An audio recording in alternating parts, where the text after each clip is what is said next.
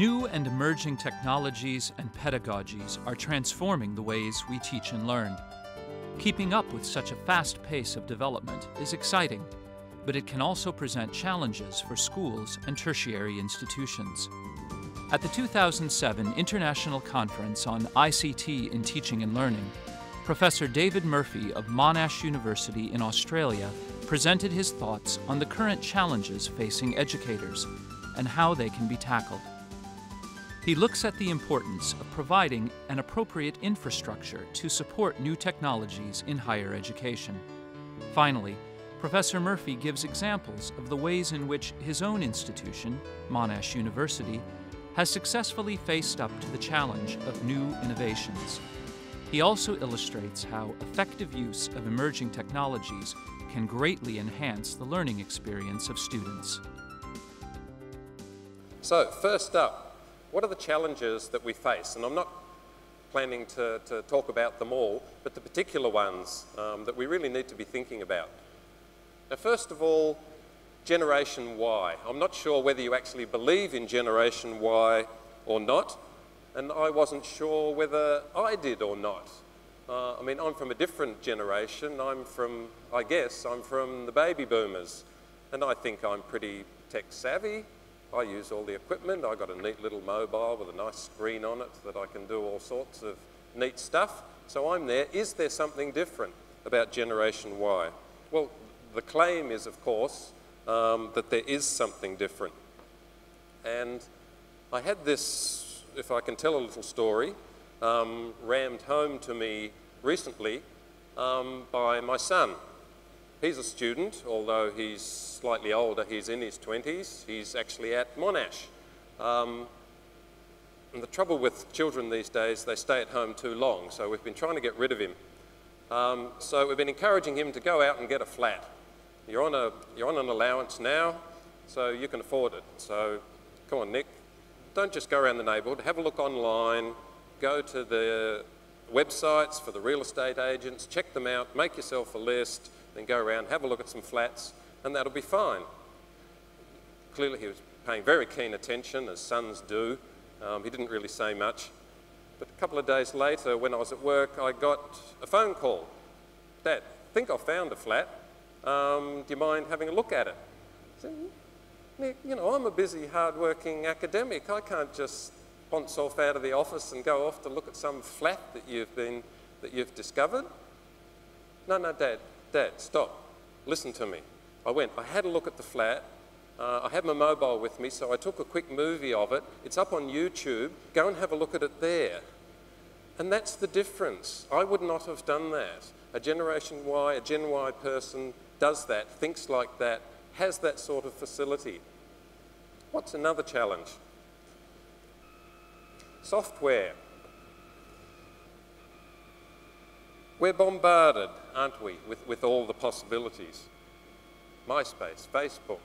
Somebody yesterday, was it David Wu from Methodist College, was talking about Flickr and the images that were being put up there. We know we've got the commercial software, Blackboard, WebCT, we're all familiar with. We've got the open source software, and in particular we know all Sakai. Oh, that one there is actually the Moodle agents company that works sort of in the Middle East and Northern Africa. And I guess there are references here or implications concerning Second Life. How do we choose what we're going to use? What works? What doesn't work? Even apparently simple investigations, as an institution, you might think, no, we're going to go open source. Yes, there's a few providers. Let's have a look at Moodle and Sakai.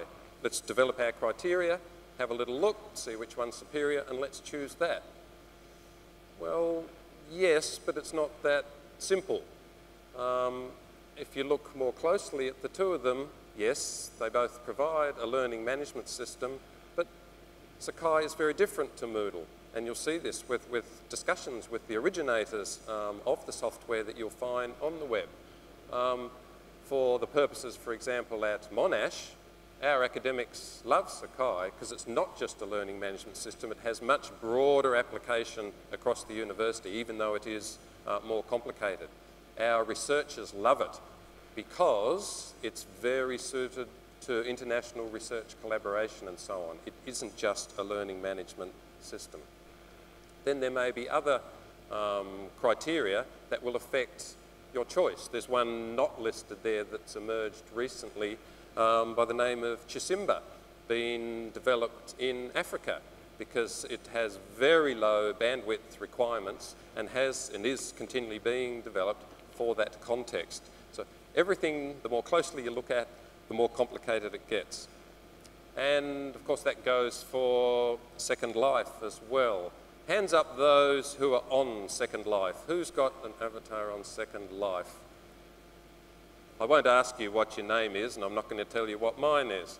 But yes, it's there. Educational institutions are becoming interested. At Monash, we have a Second Life interest group. You'll notice that comes down to SLIG as an acronym, and you can understand why they didn't call themselves the Second Life Users Group. It would have been a rather unfortunate acronym.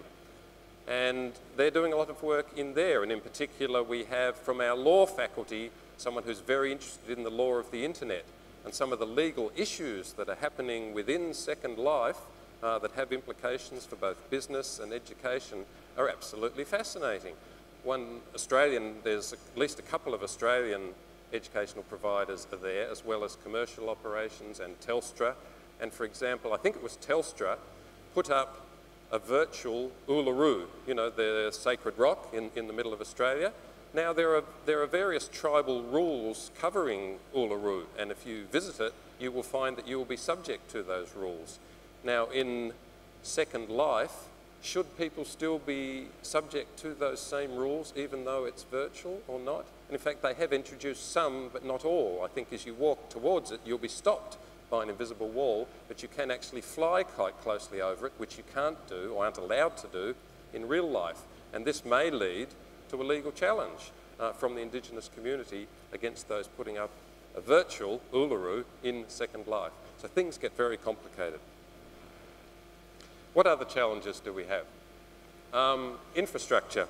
This isn't Monash's collection of servers, by the way, just in case you were wondering. But how do we underpin our use of technology? What sort of infrastructure do we need for its support for ICT adoption? And it's not a trivial issue, especially as you start to scale things up.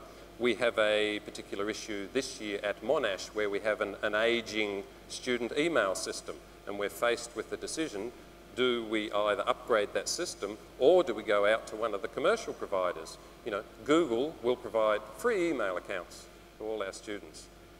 That's a decision we'll have to make this year. Of course, free, that term is used a little bit loosely. We have to look at what are the costs according to various criteria. This is actually taken in our Malaysian campus. As you know, Monash actually has physical presences in a number of countries, including Malaysia and South Africa. I mean, there we have infrastructure problems because of bandwidth issues between Australia and South Africa. So there are all sorts of other challenges that may come under headings like coordination, communication, creativity. How do we foster and encourage the creativity in our staff and in our students? How are we responding so far to that? Okay, so I'm going to give you some brief examples from Monash before we step back to the big picture. Now, the next slide has been prepared by our IT services people that look at the adoption of technology at Monash